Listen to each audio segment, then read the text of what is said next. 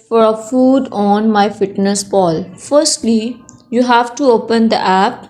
You can see here a bar that is search for a food. You have to write the food according to your calories. If I am liking to eat cake, that's why I'm liking written here cake.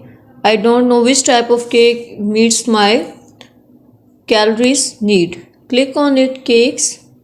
You can see here different cakes will appear here. You have to click on the cake according to your calories required. Like I am going to eat cake that have the 90 calories. Click on it. You can see here the full timetable that this cake needs and have 90 calories, 12 gram carbohydrates, 4 gram fats and 1 gram proteins. In this way you can find food according to your choice. Thank you so much. That was all. Please consider showing your support by commenting, liking, sharing, and subscribing to our channel for more valuable content in the future. Your engagement is highly appreciated. I wish you very good luck. Thanks.